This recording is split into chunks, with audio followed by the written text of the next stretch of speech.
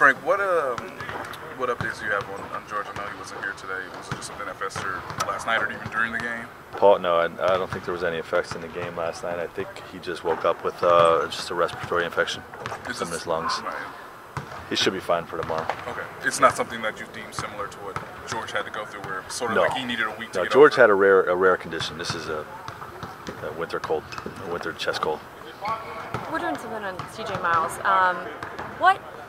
I guess, how has he helped in this transition? What does he mean to this team and the things that you've asked him to do this year? He's maybe been the most vital guy in this transition because of his his willingness to guard the fours and play the four offensively and allow Paul George to maintain his natural three-man small forward position, but still benefit from the offensive space that we can create by having a fourth shooter playmaker out there. So CJ's been maybe the most vital guy. Was that something that he decided to come to you? Was that something you approached him about? How did that kind of shake out? It kind of evolved, we started off just saying that let's see what it looks like with Paul guarding some of those fours and trying to get that matchup. And what we found is nobody was putting their four on Paul George, so he wasn't really playing the four offensively. So CJ would become the four numerically in our system. And then Paul's comfort level with guarding fours versus playing to his strengths and chasing guys around the perimeter. Just said we need to keep him there. So we need to see if CJ can man the four spot on both ends.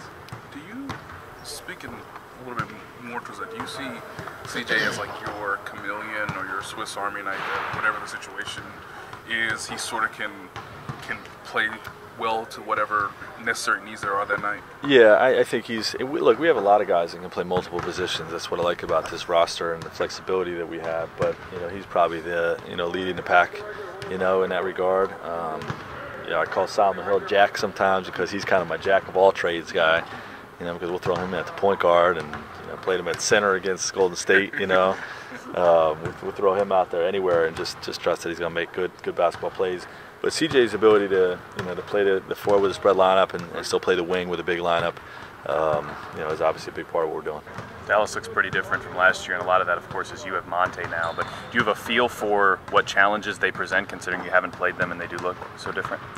Yeah. Any time you have an unfamiliarity like that, you have to really study it a little bit harder. Make sure you guys are accustomed to or educated or prepared for what you're going to face. I haven't studied them a bunch, other than kind of looking at their rotations and their box scores. And we'll do that a lot tonight and tomorrow morning. But they're a team, there's a lot of teams in the league that it doesn't matter what bodies you put in uniform.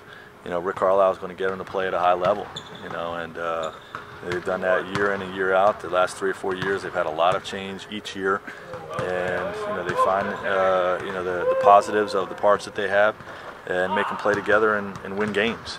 So we've got a great deal of respect for this team. Is there any advice or anything you tell a player when he's going to play an old team like Monte, for example? No, I told all his teammates that we got to try to win this game for Monte, though. And we always try to, we were talking about it. Glenn and Chase got to beat Minnesota earlier this year. Jordan got to beat the Lakers.